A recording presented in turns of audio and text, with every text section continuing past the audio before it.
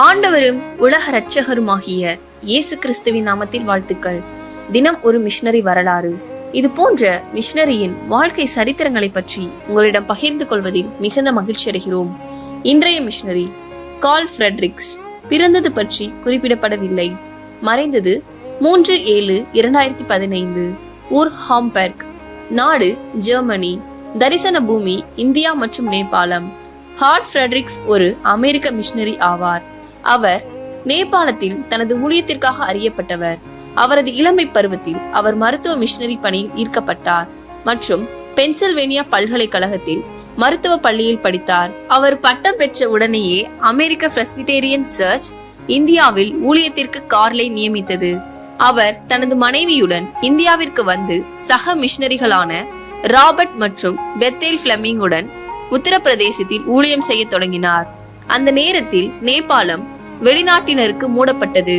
ஆனால் பறவையியல் ஆர்வமுள்ள ராபர்ட் சிறப்பு அனுமதியின் பேரில் நேபாளத்திற்கு விஜயம் செய்தார். கார் ராபர்ட்டுடன் நேபாளத்திற்கு சென்றார். அங்கு இந்த மிஷனரிகள் அடிப்படை மருத்துவ வசதி இல்லாத சாமானியர்களின் நிலை கண்டு அதிர்ச்சி அடைந்தனர். திடீரென்று கால் இறக்கும் நோயாளிக்கு உதவிய போது ஒரு சூழ்நிலை ஏற்பட்டது. இந்தியாவுக்கு திரும்பிய கால் நேபாளத்திற்கான கதவுகளை திறக்கும்படி கர்த்தரிடம் பிரார்த்தனை செய்து கொண்டிருந்தார். விரைவில் அவர் காத்மாண்டுவில் தற்காலிகமாக மருத்துவ முகாம்களை நடத்த அனுமதி பெற்றார். ஆனால் நிலைமை மிகவும் மோசமாக இருந்ததால் அப்பகுதி மக்கள் நிரந்தர மருத்துவமனை அமைக்க வேண்டும் என்று கேட்டுக்கொண்டனர். நேபாள அதிகாரிகள் ஆரம்பத்தில் தயக்கம் காட்டினாலும் கார்ல் ஒரு நிபந்தனையின் பேரில் மருத்துவமனையை அமைக்க அனுமதித்தனர். நற்செய்தி பிரசங்கித்தல் இல்லை. வாய்ப்பிற்காக தேவனுக்கு நன்றி தெரிவித்து கார் டான்சனில் பணியாற்ற தொடங்கினார். அதே நேரத்தில் டாக்டர் பெத்தேல் பிளமிங் காத்மாண்டுவில் பணியாற்ற தொடங்கினார். ஒரு மருத்துவமனை அமைப்பதற்கு மருத்துவர்கள் மட்டுமல்ல, செவிலியர்கள் மற்றும் பிற நிர்வாக ஊழியர்களும் தேவைப்பட்டனர். இதற்காக இந்தியாவில் உள்ள பல்வேறு பணிகளில் இருந்து மருத்துவ நிபுணர்களை சேகரிக்க கார் முயற்சிகளை மேற்கொண்டார்.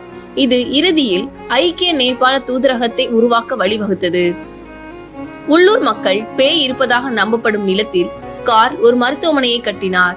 அவர் மருத்துவமனைக்கு வெளியே ஒரு பலகையை தொங்கவிட்டார். இது இன்னும் அங்கே உள்ளது.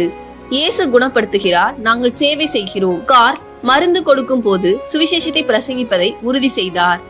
கிறிஸ்துவுக்காக அவர் சம்பாதித்த முதல் விசுவாசிகள் மிகவும் தைரியமானவர்கள். அவர்கள் தங்கள் விசுவாசத்திற்காக 1 வருட சிறை தண்டனையை அனுபவிக்க வேண்டி இருந்தாலும் கிறிஸ்துவை தங்கள் சொந்த இரட்சகராக பகிரங்கமாக ஒப்புக்கொள்ள தயாராக இருந்தனர்.